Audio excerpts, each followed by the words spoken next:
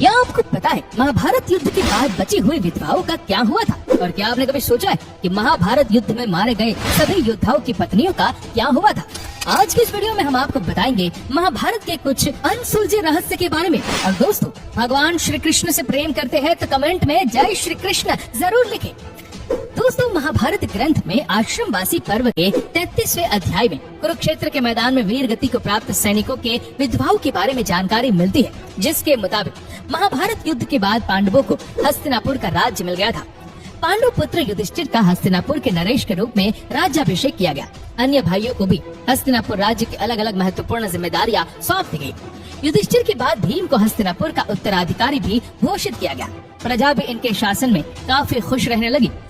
पांचों पांडव अपनी जिम्मेदारियों को निभाने के साथ साथ ज्येष्ठ पिता धृतराष्ट्र, अपनी बड़ी माँ गांधारी और अपनी माता कुंती की सच्चे मन से सेवा किया करते थे। पांडवों की सेवा से धृतराष्ट्र और गांधारी समय के साथ अपने पुत्रों के शोक से बाहर आ गए और इसी तरह 15 साल का समय बीत गया। लेकिन एक दिन अचानक धृतराष्ट्र के मन में राजमहल छोड़कर वन में जाने की इच्छा हुई, जिसके बाद उन्होंने युधिष्ठिर के सामने अपनी इच्छा को प्रकट करते हुए कहा कि हे युधिष्ठिर, अब हमारा मन राजमहल में नहीं लगता, इसीलिए हम चाहते हैं कि बचा हुआ जीवन वन में बिताए। तुम हमें वन में जाने की आज्ञा दो। अपने ज्येष्ठ पिता के मुंह से ये बात सुनकर युधिष्ठिर बहुत ही दुखी हो जाते, लेकिन वो उनकी बातों को टाल नहीं सकते थे और विदुर भी युधिष्ठिर को इसीलिए समझाते हैं। जिसके बाद युधिष्ठिर ने वन में अपने ज्येष्ठ पिता के रहने के लिए कुटिया बनवा देते हैं और उन्हें जाने की आज्ञा दे देते हैं। जब धृतराष्ट्र जाने लगते हैं तो गांधारी, माता कुंती, विदुर और संजय भी उनके साथ चलने लगते हैं।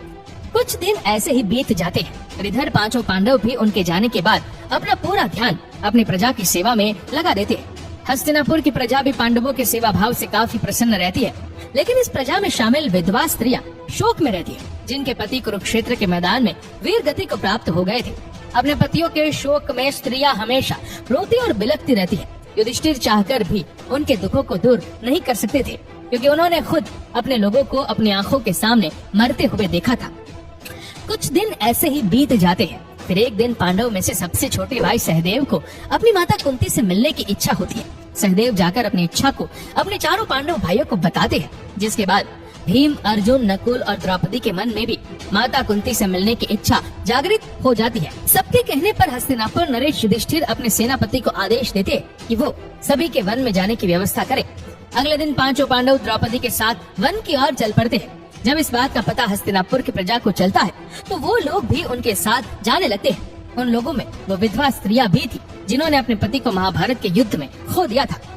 वन में जाकर पांचों पांडव उस आश्रम में जाते हैं जहाँ धृतराष्ट्र, गांधारी, माता कुंती, विदुर और संजय सभी निवास कर रहे थे और हस्तिनापुर निवासी उसी आश्रम के आसपास अपना डेरा जमा लेते हैं। कुछ दिन ऐसे ही बीत जाते हैं। तभी एक दिन महर्षि वेदव्यास उस आश्रम में पांडवों से मिलने आते हैं।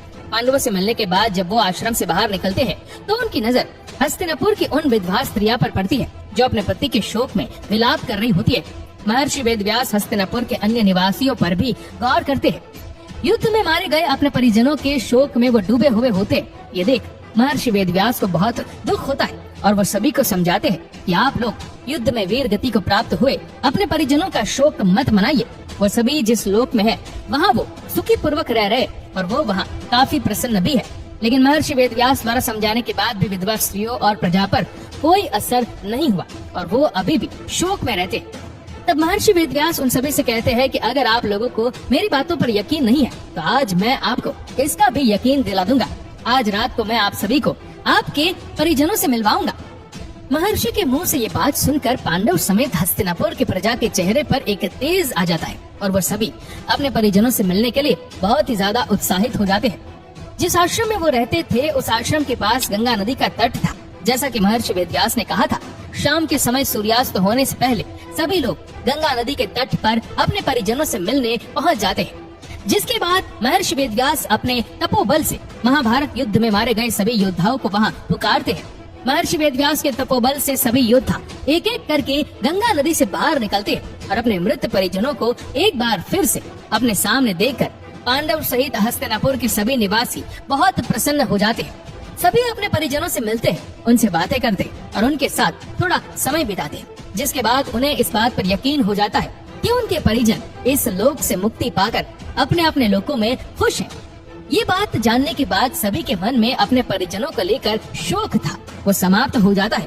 कुछ समय बीतने के बाद युद्ध में मारे गए सभी योद्धा एक एक करके गंगा जल में डुबकी लगाकर अपने अपने लोक चले जाते हैं। उनके वापस जाने पर जो विधवा स्त्रियां रहती है वो वापस से दुखी हो जाती है। ये देख महर्षि वेदव्यास विधवा स्त्रियों से कहते हैं कि जो स्त्रियां अभी भी दुखी है और अपने पति के साथ उस लोक में जाना चाहती है, वो गंगा के पवित्र जल में डुबकी लगाकर अपना जीवन त्यागने के बाद जा सकती है।